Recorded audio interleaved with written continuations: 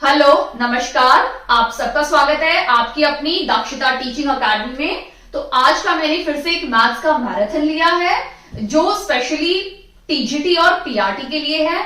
तो आप इस वीडियो को बहुत ध्यान से देखिए, आपको बहुत ज्यादा हेल्प मिलेगी क्योंकि मैंने एक चीज यहाँ पे की है कि जब मैं एक पर्टिकुलर क्वेश्चन समझा रही हूं तो उसके साथ मैं आपको ये भी बता रही हूं कि किस टाइप के क्वेश्चन और भी एग्जाम में पूछे जा सकते हैं। ओके, तो हम वीडियो स्टार्ट करते हैं। क्वेश्चन नंबर 1 क्या है हमारा? Find the sum of AP. ठीक है, तो अगर आप देखोगे तो ये जो एपी है ये हमारे 10th का सिलेबस है। ठीक है, तो ये टीजीटी में आने के पूरे चांसेस है एपी में से। और 11th स्टैंडर्ड में अगर आप देखोगे 11th स्टैंडर्ड में आता है जीपी और एचपी। क्लियर? तो उसमें से आने के चांसेस है, यानी GP geometric progression, H harmonic progression. Clear? But अभी हम देखेंगे अर्थमेटिक प्रोग्रेशन। क्लियर? यानी एपी के क्वेश्चन हम देखने वाले हैं। ठीक है, अब एपी में हमें एक सीरीज दी हुई है 37 -33 -29। क्लियर? एक सीरीज दी हुई है। ठीक है, अब अगर आप एपी में आपको सिर्फ दो ही फॉर्मूले देखने हैं जो अक्सर एग्जाम में उन्हीं पे बेस्ड क्वेश्चंस आते हैं। एक आता है सम, ये nth टर्म निकालने के लिए, यानी अगर आपसे पूछा है कि यानी थर्ड टर्म दी हुई है 17, फोर्थ टर्म दी हुई है 15, तो आपको निकालनी है 8th टर्म। ठीक है, तो उस टाइम पे आपको ये वाला फॉर्मूला यूज करना है। क्लियर? यानी इस फॉर्मूले को हम कैसे लिखेंगे? ए एन क्या होगा? n, यानी जो भी n की वैल्यू 1 हो सकती है, 2 हो सकती है, 3 हो सकती है, 4 हो सकती है। क्लियर? n की वैल्यू आपको समझ में आ गई, यानी a plus n-1 d। Clear? ये फॉर्मूला है a n का, यानी अगर हम n की जगह पे 2 लेते हैं तो ये हमारा a2 हो जाएगा। a2 क्या होगा? a प्लस 2-1 यानी 1d। 1d is equal to d। But अगर मैं a4 निकालना चाहती हूं तो मैं यहां पे 4 डाल दूंगी, तो क्या हो जाएगा? a plus 4-1 3d। यानी आपको एक चीज ध्यान देनी है, अगर आप फॉर्मूले नहीं याद कर सकते हो, आपसे फॉर्मूले नहीं रटे जाते, नहीं लर्न किए जाते हैं, उस टाइम पे आप इस तरह से लिख सकते हो। अगर आपको a4 निकालना है तो आपको a लिखना है, ये a हमारी सबसे पहली टर्म है, ये वाली a1। क्लियर? और a4 है तो एक कम कर दो, यानी 3d। यहाँ पे a2 था तो एक कम कर दिया, यानी 1d। 1 भी लिख सकते हो आप, कोई प्रॉब्लम नहीं है। अगर आपको a12 निकालना है तो कैसे लिखोगे? a plus 11d। Clear? I hope आपको अच्छे समझ में आ गया है किस तरह से ये क्वेश्चन करना है।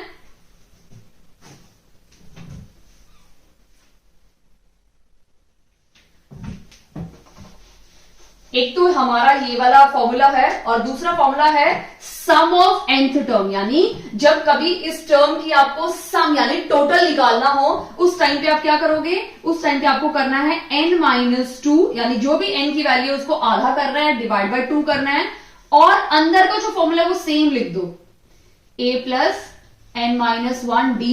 ठीक है, ये लिख दिया, बस आपको 2 आगे लगाना है। ठीक है, तो ये फॉर्मूला लर्न हो गया तो अल्टीमेटली आपको ये भी लर्न हो जाएगा। इसमें सिर्फ क्या क्या चेंजेस है? जो भी n है उसको आधा करना है और ये सेम लिख के सिर्फ a को डबल करना है, यानी 2 लगाना है, तो आपको सम ऑफ nth टर्म का भी फॉर्मूला मिल जाएगा। क्लियर? जल्दी मैं एक वीडियो बनाऊंगी अर्थमेटिक प्रोग्रेशन पे, उसमें ये सब कवर कराने वाली हूँ। क्लियर? तो अब हमें इसमें क्या निकालना है? इस क्वेश्चन में हमें इस क्वेश्चन में निकालना है फर्स्ट 12 टर्म का सम निकालना है। फर्स्ट 12 टर्म का हमें सम निकालना है, यानी हमें क्या निकालना है? S12 निकालना है। तो मैंने आपको बताया S12 का क्या होगा? 12, तो 12 डिवाइड बाई 2, अंदर आएगा 2a। अब हमें a पता होना चाहिए, तो ये हमारी सीरीज है। इस सीरीज में सबसे पहली टर्म क्या होती है? a1, दूसरी टर्म होती है a2, तीसरी टर्म होती है a3 और ये चलती रहती है। तो इसका मतलब अगर हम देखेंगे तो ये -37 क्या हो जाएगा हमारा? a1, -33 हमारा हो जाएगा a2, और ये हमारी है a3 टर्म। क्लियर? और जो d उसमें था वो है कॉमन डिफरेंस। किसी भी दो टर्म के बीच का जो कॉमन डिफरेंस होता है उसे हम बोलते हैं। अगर हम यहां देखेंगे d का फॉर्मूला, तो a2 को जब a1 से माइनस करेंगे तो वो d का फॉर्मूला बन जाएगा। a3 को a2 से माइनस करेंगे तो हमारा क्या बन जाएगा? d का फॉर्मूला। यानी बड़े नंबर, एक बाद के नंबर से एक पहले नंबर को जो माइनस करते हैं और अगर यहाँ पे भी डी सेम है तभी ये अर्थमेटिक प्रोग्रेशन होगी। अब बहुत इंपॉर्टेंट है, इस टाइप के क्वेश्चन भी एग्जाम में पूछे जा सकते हैं। आपको सीरीज दे देंगे और पूछेंगे क्या ये अर्थमेटिक प्रोग्रेशन है या नहीं है। उस टाइम पे आपको देखना है कि अगर मैंने यहाँ 2 लिखा, 4, 6, 8, ठीक है, ये हमारा A1 है, ये हमारा A2 है। इन दोनों को माइनस किया तो भी 2 आ रहा है, इन दोनों को माइनस किया तो भी 2 आ रहा है, इन दोनों को माइनस किया तो भी 2 आ रहा है। जब कॉमन डिफरेंस सबका सेम हो तो उसको हम बोलते हैं कि वो एक अर्थमेटिक प्रोग्रेशन की सीरीज है। बट अगर आपको एग्जाम में दिया हो 2, 4, 9, 7, -7 लगा लो, तो यहाँ पे 2 डिफरेंस है, यहाँ पे 5 का डिफरेंस है, यानी डिफरेंस चेंज होता जा रहा है।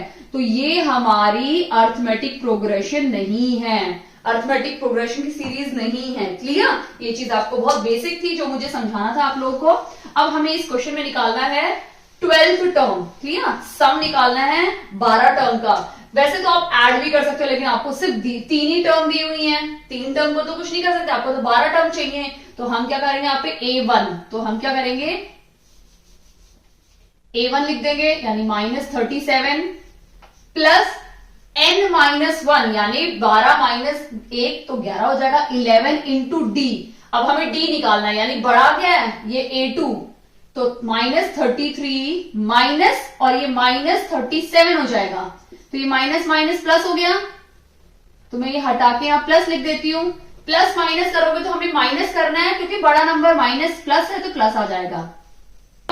डिफरेंस क्या है 4, तो हमारा डिफरेंस 4 मिल गया है, तो हम यहाँ पे 4 से मल्टीप्लाई कर देंगे। आई होप आपको अच्छे समझ में आ गया किस तरह से निकालना है ये। अब इसको सॉल्व करते हैं, ये कैंसिल हो जाएगा तो ये 6 आ जाएगा।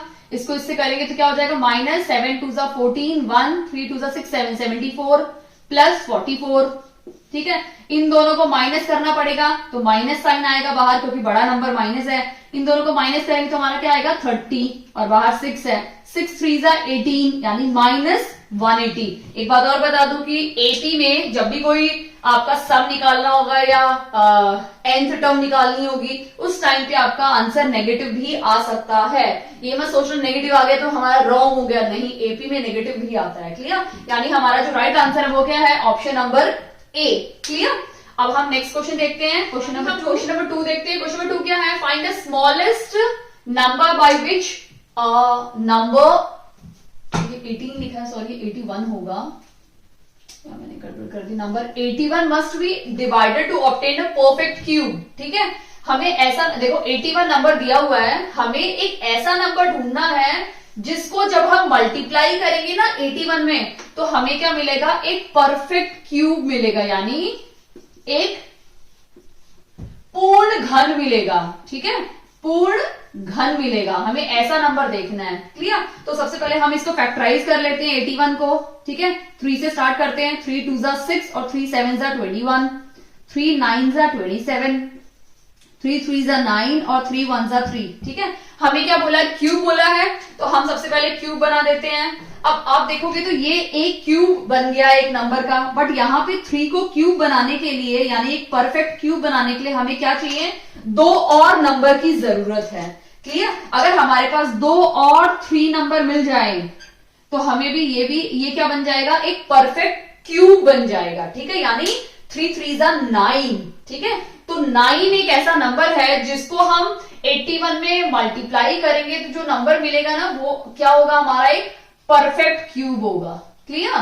Perfect cube. तो हमारा जो राइट आंसर है वो क्या है, ऑप्शन नंबर 9। बहुत इजी है, इस टाइप के क्वेश्चन आप एक्सपेक्ट कर सकते हो आपके एग्जाम में। इवन कई बार ऐसा होगा परफेक्ट स्क्वायर पूछ लेंगे तो आपको उस टाइम पे 2 2 की पेयरिंग करनी है। ठीक है, तो अगर आप परफेक्ट स्क्वायर अगर इसको बनाना हो 81 को, तो हम क्या करेंगे, परफेक्ट स्क्वायर बनाने के लिए हमें क्या चाहिए, 2 2 की पेयरिंग करनी पड़ेगी। तो हम यहाँ पे 2 2 की पेयरिंग करके देखते हैं कि हमें कितने नंबर की जरूरत है कि 81 एक परफेक्ट क्या बन जाए, स्क्वायर बन जाए। तो ये 2 बन गए, ये 2 बन गए, अरे ये तो बन गए, यानी ये किसका हो गया, 3 इंटू 3। तो ये ऑलरेडी एक क्या है, परफेक्ट स्क्वायर है।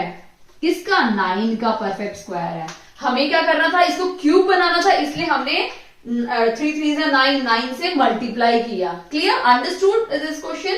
आई होप आपको अच्छे से समझ में आ गया इस टाइप के क्वेश्चन। स्क्वायर के साथ भी पूछ सकते हैं और क्यूब के साथ भी पूछ सकते हैं। ओके, अभी हम नेक्स्ट क्वेश्चन देखते हैं। Question number 3, simple interest for 5 years. ये एक सिंपल इंटरेस्ट यानी साधारण ब्याज का क्वेश्चन है। इससे पहले भी मैंने ये 2 वीडियो बनाई है सिंपल इंटरेस्ट साधारण ब्याज पे, तो आप मेरी वीडियो मतलब चैनल पे जरूर देखना, मैं उसका डिस्क्रिप्शन बॉक्स में लिंक डाल दूंगी। मैंने 2 पार्ट्स में वीडियो बनाई है, सिंपल टू कॉम्प्लेक्स बनाई है, मतलब बिल्कुल सिंपल लेवल से लेके थोड़ा डिफिकल्ट लेवल तक जितने भी जिस टाइप के क्वेश्चन या जिस टाइप के क्वेश्चन एग्जाम में आ सकते हैं सारे ट्राई किए हैं कवर करने की उस वीडियो में, तो मैं डिस्क्रिप्शन में डाल दूंगी, आप जरूर देखना उसको। क्लियर, आपको बहुत ज्यादा हेल्प मिलेगी आपके CTET आपके HTET को तैयारी कर रहे हैं तो उसमें बहुत ज्यादा मदद मिलेगी आपको। क्लियर, अब यहां बोला है कि 5 साल यानी 5 साल का जो सिंपल इंटरेस्ट है वो कितना है 77.50 rupees. Clear, find the simple interest for 4 years. 5 साल का सिंपल इंटरेस्ट है इतना, तो हमें किसका निकालना है 4 इयर्स का निकालना है। क्लियर, अगर 5 इयर्स का 5 साल का सिंपल इंटरेस्ट 77.50 रुपीज है तो 4 साल का कितना होगा। मैंने ईयर को क्या किया, ईयर के नीचे ही लिख दिया और हमें रुपीज निकालना है और ये रुपीज को रुपीज का निकालना है, तो मैंने इससे पहले भी वीडियो में आपको समझाया कैसे करना है। हमें यहाँ पे क्रॉस मल्टीप्लाई करना है, इसको इससे मल्टीप्लाई करना है और इसको इससे करना है। क्लियर, यानी 77 इंटू 4 77.50 इंटू 4 और नीचे आ जाएगा आपका 5, तो आपको कितना मिल जाएगा 5 साल का। इस तरह के क्वेश्चन में आपको 3 इयर्स का पूछ सकते हैं, 1 साल का पूछ सकते हैं, 5 साल का, 10 साल का, कितने भी साल का पूछ सकते हैं। आपको यही मेथड अप्लाई करना है। क्लियर, हम यहाँ डेसिमल हटा देते हैं, तो मैं डेसिमल हटाऊंगी तो यहाँ पे मेरा क्या आ जाएगा 100 आ गया। क्लियर, अब 1 0 कट गया, 5 1 5 5 1 5 5 5 25 और 5 5 25। क्लियर, 2 से कैंसिल नहीं करते हैं, चलो 2 से नहीं कैंसिल करते हैं, इसको 4 ही रहने देते हैं। ठीक है, मल्टीप्लाई कर देते हैं, 4 5 20 4 5 20 और 2 22 2 4 1 4 5 6। ठीक है, और नीचे हमारा क्या है 10, तो ये कट गया तो हमारा आंसर क्या आया 62, यानी हमारा जो राइट आंसर है वो क्या है ऑप्शन नंबर डी 62 रुपीज।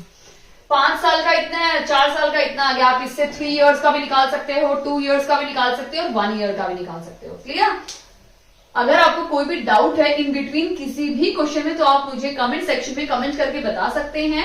मैं ट्राई करूंगी कि आपका डाउट मैक्सिमम या मिनिमम टाइम में सॉल्व करने की कोशिश करूंगी। ओके, अभी हम नेक्स्ट क्वेश्चन देखते हैं। 4 देखते हैं। क्वेश्चन 4 भी काफी बार रिपीट होता है एग्जाम्स में, यानी पाइथागोरियन ट्रिपलेट। ठीक है, पाइथागोरियन ट्रिपलेट बहुत इंपॉर्टेंट क्वेश्चन है जो काफी बार रिपीट होता है। क्लियर, तो अगर आप देखोगे पाइथागोरस में 2 ही चीज आती है, एक तो आपको पता होना चाहिए कि पाइथागोरस थ्योरम होती क्या है, उसका क्या फॉर्मूला है। तो एक चीज मैं जल्दी से रिवाइज करा देती हूँ कि पाइथागोरस थ्योरम में 3 चीजें बहुत ज्यादा इंपॉर्टेंट है और वो बेसिकली राइट एंगल ट्रायंगल पे ही एप्लीकेबल है। अगर आप पाइथागोरस थ्योरम अगर आप अप्लाई करते हो इक्विलेटर ट्रायंगल पे तो पॉसिबल नहीं है, अगर आप आइसोसेलेस पे ट्राई करते हो तो वो भी पॉसिबल नहीं है। तो पाइथागोरस थ्योरम जो है वो सिर्फ एप्लीकेबल है राइट एंगल ट्रायंगल पे, जिसमें से ये हमारा बेस होता है, ये परपेंडिकुलर है और ये जो राइट एंगल है ना इसके बिल्कुल अपोजिट होता है सबसे लॉन्गेस्ट साइड जिसको हम बोलते हैं हाइपोटेन्यूज। क्लियर, तो इसका जो फॉर्मूला होता है वो होता है h² = p² + b²। ये हमारा फॉर्मूला है पाइथागोरस थ्योरम का। उसके बाद एक आती है टर्म पाइथागोरियन ट्रिपलेट जो यहां पे दी हुई है। क्लियर, पाइथागोरस ट्रिपलेट का आपको फॉर्मूला याद रखना है, मतलब फॉर्मूला नहीं है, एक फाइंड करने के लिए कि एक साइड हमेशा 2m होती है, दूसरी होती है n² + 1 और तीसरी होती है n² - 1। ये आपको ये 3 चीजें आपको लर्न करनी है। आपका इस टाइप का फॉर्मूला हमेशा राइट आंसर निकलेगा। क्लियर, तो यहां पे क्या बोला है, ये सबसे स्मॉलेस्ट होती है, ये सबसे स्मॉलेस्ट साइड होती है 2m। अब वो 2mm कुछ भी वैल्यू हो सकती है, 1 भी हो सकती है, 2 भी हो सकती है, 3 भी हो सकती है। क्लियर, अब हम इस क्वेश्चन के अकॉर्डिंग चेक करते हैं कि पाइथागोरस ट्रिपलेट में 2 साइड दी हुई है 16 और 63, 2 साइड दी हुई है। क्लियर, इनसे पहले मैं आपको एक एग्जांपल देके समझाती हूँ कि पाइथागोरियन ट्रिपलेट किस टाइप की सीरीज बनती है, ताकि आपको बेसिक आइडिया मिल जाए कि कौन सा साइड को आपको इसके साथ देखना है कि ये है या ये वाली ये साइड है। क्लियर? तो अगर हम M2 लेते हैं, हमने M2 लिया, क्लियर, तो हमारा जो सबसे पहली जो साइड होगी वो क्या हो जाएगी 2 इंटू एम, यानी 2 इंटू 2, ये 4 हो गई। ठीक है, सेकेंड वाली क्या हो जाएगी हमारी m स्क्वायर प्लस 1, यानी 4 का स्क्वायर 16, 16 प्लस 1 17 हो गई। और जो थर्ड साइड है वो क्या हो जाएगी m स्क्वायर माइनस 1, यानी 16 माइनस 1 यानी 15। तो अब अगर आप इस पाइथागोरस ट्रिपलेट की जो साइड्स देखोगे ना, मेंबर्स देखोगे, तो वो ये सारे मेंबर, यानी 8 सबसे छोटे वाला, और जो सेकंड और थर्ड नंबर होते हैं ना वो काफी क्लोज रहते हैं, उनके बीच में सिर्फ एक ही नंबर का डिफरेंस रहता है। क्लियर?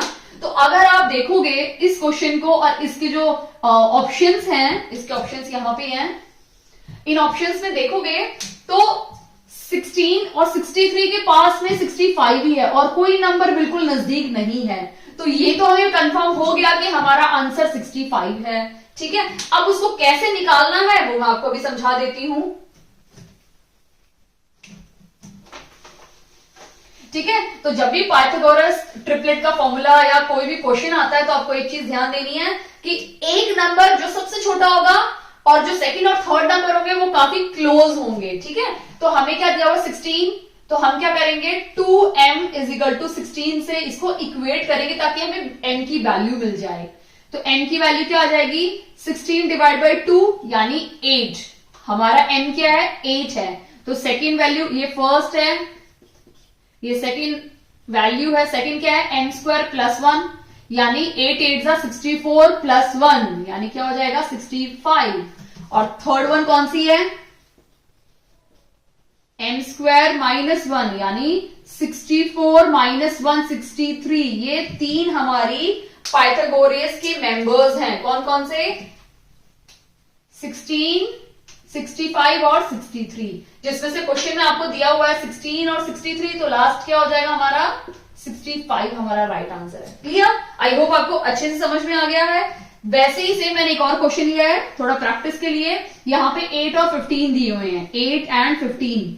तो आप अगर देखोगे तो 15 के पास में एक नंबर छोड़ के 17 आना चाहिए ना।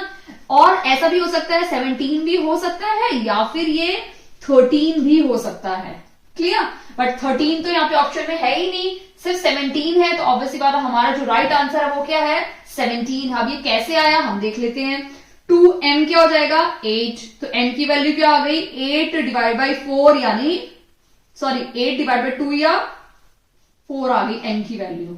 तो सेकेंड वैल्यू क्या हो जाएगी, second number m square plus 1 यानी 16 प्लस 1 17, वो हमारा आंसर आ गया। और थर्ड मेंबर क्या हो जाएगा, थर्ड मेंबर भी निकाल लेते हैं, m स्क्वायर माइनस 1 यानी 16 माइनस 1 15। ठीक है, हमें मिल गया तीन वैल्यूज यहाँ पे।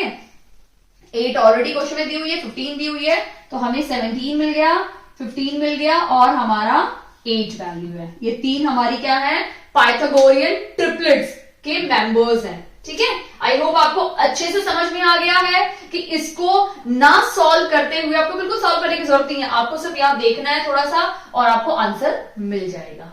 ठीक है, आई होप आपको अच्छे समझ में आ गया है। अब हम नेक्स्ट क्वेश्चन देखते हैं। क्वेश्चन नंबर 6 हम स्टार्ट करते हैं। क्वेश्चन नंबर 6 क्या है, देखो इस टाइप के क्वेश्चंस को करने के लिए ना दो मेथड होनी चाहिए। या फिर आप क्या कर सकते हो, मैं पहले क्वेश्चन लिख देती हूँ, 44x power 4 minus 5x cube minus 24x square और नीचे आ जाएगा 11x और x माइनस 8। ठीक है, आप क्या कर सकते हो, इसको यही कैंसिल कर सकते हो। एक मेथड ये है। अगर कैंसिल ना हो उसके बाद आप सेकंड मेथड कर सकते हो, ये जो बीच की टर्म है ना इसको स्प्लिट कर सकते हो। इसको स्प्लिट करोगे तो शायद में भी कैंसिल हो जाए।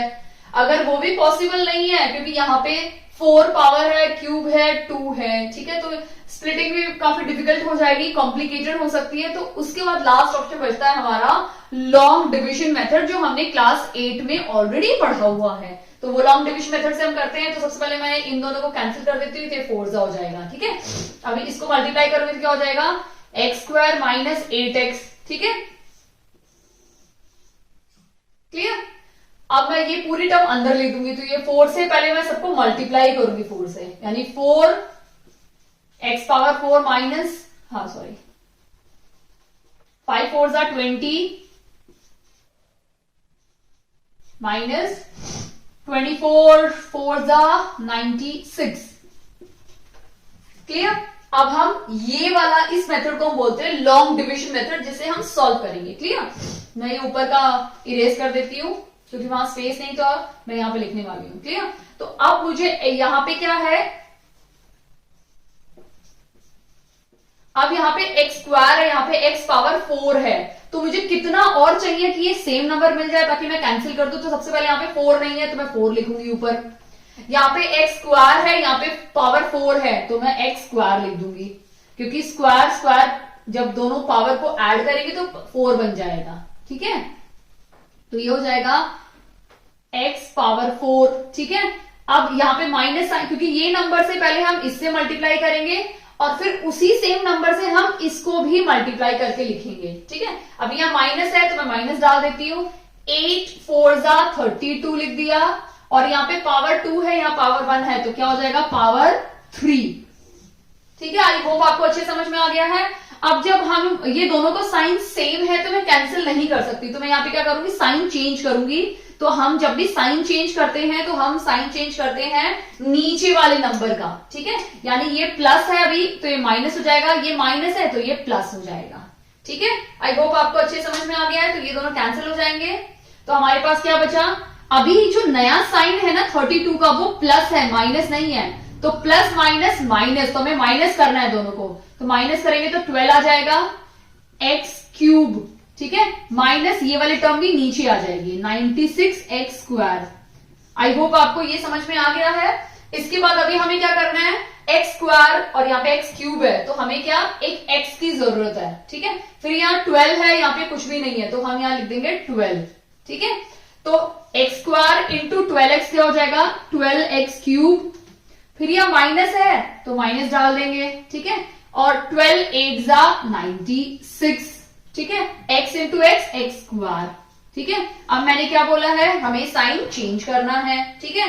तो हम साइन चेंज करेंगे नीचे वाले नंबर्स का, तो ये प्लस है तो ये माइनस हो जाएगा, ये माइनस है तो ये भी प्लस हो जाएगा। हमने साइन चेंज कर दिया, यानी एक नंबर ये प्लस में है तो अभी इसका साइन चेंज हो गया, माइनस हो गया, कैंसिल हो गया। यहाँ माइनस में ऑलरेडी है, ये प्लस हो गया तो ये भी कैंसिल हो गया। तो रिमाइंडर क्या हुआ हमारा, 0।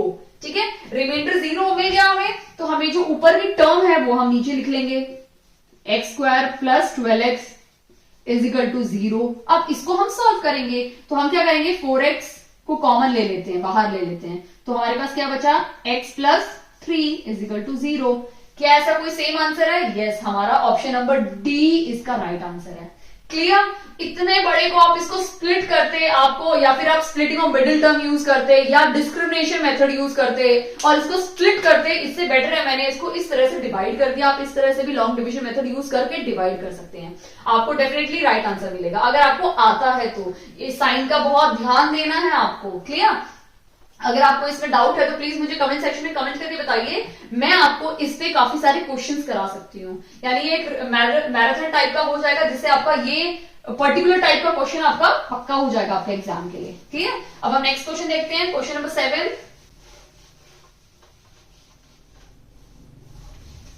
क्वेश्चन नंबर 7 क्या बोला है, find the square, find the roots, हमें रूट निकालने हैं। ठीक है।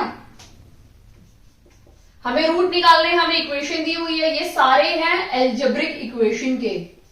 ठीक है। +3 इज इक्वल टू 0, हमें इसको सॉल्व करना है। तो सबसे पहले हम इसको, इसके रूट्स निकालेंगे। तो रूट्स कैसे निकालते हैं, रूट निकालने के 2 ही तरीके हैं, यहाँ पे ऑलरेडी आंसर दिया हुआ है। क्लियर। सबसे पहले मैं आपको समझा देती हूं। एक होता है सम ऑफ 0, सम ऑफ 0 जिसका फॉर्मूला होता है, यानी इसमें क्या करते हैं हम, अल्फा प्लस बीटा करते हैं। इसका फॉर्मूला क्या होता है, सम ऑफ जीरोस का -b/a।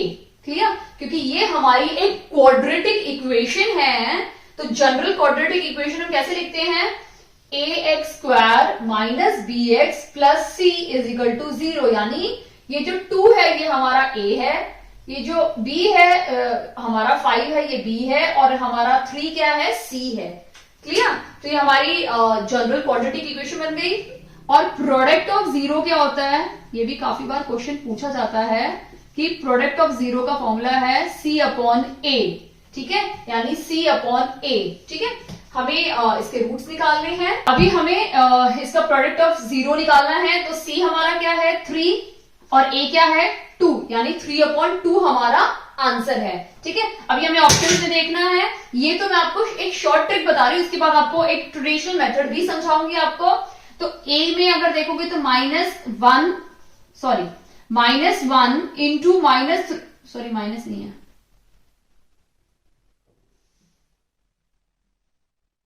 A में देखोगे तो क्या है -1 और प्लस, तो इन दोनों को अगर मल्टीप्लाई करेंगे तो हमारा आंसर क्या आएगा -3/2, जो नहीं हो सकता। B हम देख लेते हैं 1 इंटू 3/2, 3/2 जो 1 से मल्टीप्लाई करेंगे तो 3/2 आ गया, जो हमारे आंसर से काफी हद तक मैच करता है, यानी ऑप्शन बी हो सकता है। C हम चेक कर लेते हैं 1 इंटू -3/2, इसको भी मल्टीप्लाई करोगे तो आपको -3/2 आएगा, ये भी नहीं है। और -1 इंटू 1 को करोगे तो आपको -1 आएगा, वो भी आंसर नहीं है। इसका मतलब हमारा ऑप्शन नंबर बी इसका राइट आंसर है। क्लियर?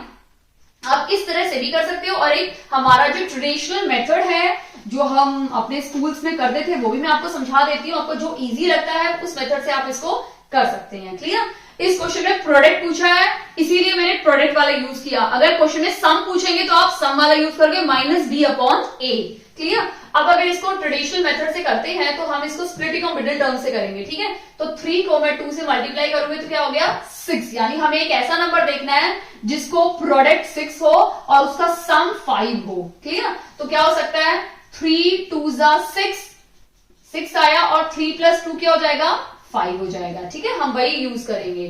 तो 2x² माइनस हम 5x की जगह पे क्या लिखेंगे -3x + 3। क्लियर? यानी मैंने 5x की जगह पे ये दोनों टर्म लिख दी, ठीक है। अभी हम कॉमन लेंगे इन दोनों में, यानी 2x को मैं बाहर ले लेती हूँ तो अंदर क्या बचा x -1। इन दोनों में से मैं क्या करती हूँ -3 को बाहर ले लेती हूँ, अंदर क्या बचा माइनस, ठीक है। यानी माइनस और माइनस माइनस प्लस, यानी हमारा x -1 और 2x -3 हमारे ऑप्शंस हो गए, यानी x की वैल्यू क्या हो जाएगी 1 और x की वैल्यू यहां पे क्या हो जाएगी 3/2, ठीक है। यानी हमारा फिर से क्या आया ऑप्शन नंबर बी इसका राइट आंसर है। क्लियर? आई होप आपको अच्छे से समझ में आ गया है।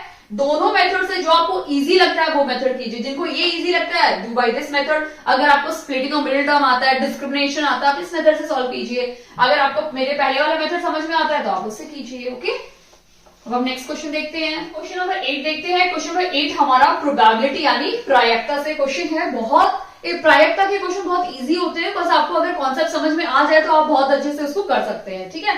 तो हमें यहाँ पूछा है कि हमें सबको पता है कि हमारे जो कार्ड्स होते हैं उसमें 52 यानी 52 कार्ड्स होते हैं जो ताश के पत्ते हम खेलते हैं, ठीक है। तो पहले मैं आपको ये समझा देती हूँ। उसमें क्या होते हैं वो 13-13 करके डिवाइड रहते हैं, 13 13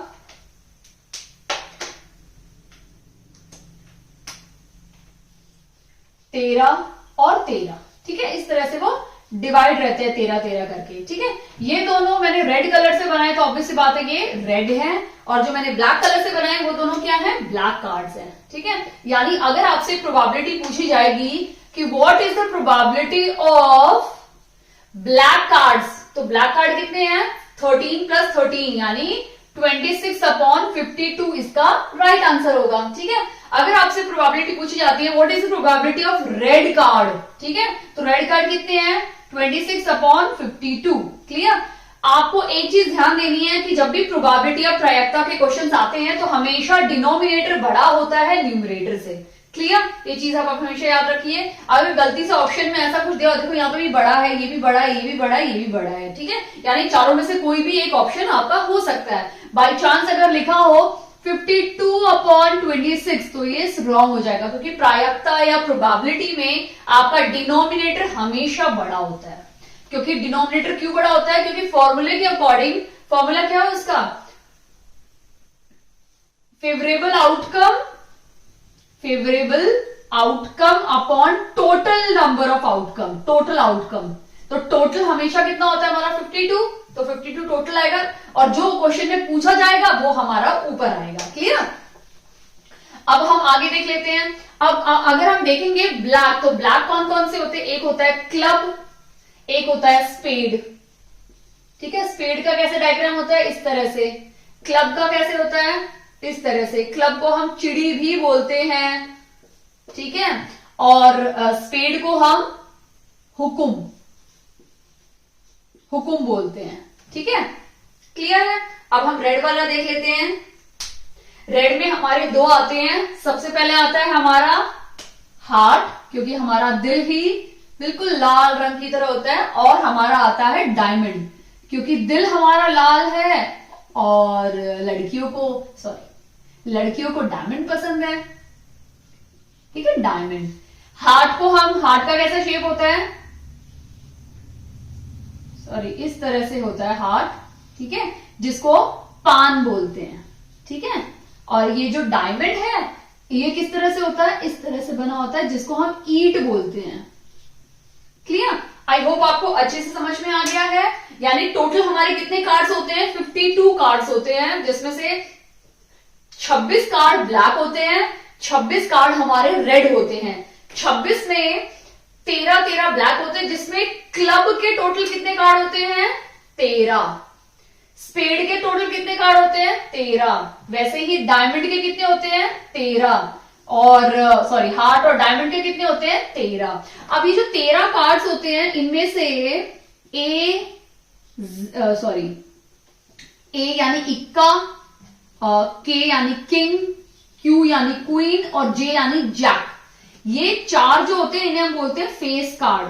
फेस कार्ड इसलिए बोलते हैं क्योंकि इन कार्ड के ऊपर चेहरे बने होते हैं, इन्हें हम फेस कार्ड बोलते हैं। और बाकी अगर आप देखोगे 2, 3, 4, 5, 2, 3, 4, 5, 6, 7, 8 और 9 ये सारे नंबर्स होते हैं। ठीक है, अब को मिला के क्या बनता है? हमारे 52 कार्ड्स बनते हैं। ये जो 13 कार्ड्स होते हैं इनमें से ये नंबर्स आते हैं। ठीक है, यानी अगर क्वेश्चन में पूछा जाता है कि फेस कार्ड कितने हैं, फेस कार्ड की प्रोबेबिलिटी कितनी होती है, तो फेस कार्ड इसमें भी होते हैं, इसमें भी होते हैं, इसमें भी होते हैं, इसमें भी होते हैं, तो 4, 4, 4, 4 यानी 16/52 फेस कार्ड की प्रोबेबिलिटी होगी। बट अगर पूछेंगे रेड फेस कार्ड, तो रेड फेस कार्ड कितने होंगे? 4 और 4 8 यानी 8/52। ब्लैक फेस कार्ड पूछेंगे तो फिर से 8/52। क्लियर? आई होप आपको अच्छे से समझ में आ गया है फेस कार्ड क्या होगा। अगर पूछा नंबर 6, ठीक है, लाल रंग का नंबर 6, तो रेड में नंबर 6 यहां इसमें भी आएगा और इसमें भी आएगा, यानी इसकी प्रोबेबिलिटी क्या हो जाएगी? 2/52। बट अगर पूछा कि पान का यानी हार्ट का ही 6 नंबर होना चाहिए, तो वो तो सिर्फ पूरे कार्ड में एक ही होगा, तो प्रोबेबिलिटी क्या हो जाएगी? 1/52। आई होप आपको अच्छे समझ में आ गया है। तो अभी पूछा है किंग निकालना है, तो किंग इसमें भी है, इसमें भी है, इसमें भी है, इसमें भी है, यानी 4 किंग है हमारे पास। लाल रंग का किंग, यानी लाल रंग के किंग सिर्फ 2 ही होंगे, इसमें और इसमें, यानी इसकी प्रोबेबिलिटी क्या हो जाएगी? 2/52। इसको कैंसिल करेंगे तो हमारा क्या आंसर आएगा? 1/26, यानी हमारा ऑप्शन नंबर बी इसका राइट आंसर है। क्लियर? आई होप आपको अच्छे समझ में आ गया है इस क्वेश्चन को कैसे करना है। बहुत सारे टाइप के क्वेश्चन इससे बनते हैं, तो मैं एक शॉर्ट सी वीडियो बनाऊंगी आपको और डिटेल्स में एक्सप्लेन करने के लिए कि इसमें किस टाइप के क्वेश्चंस आ सकते हैं। क्लियर?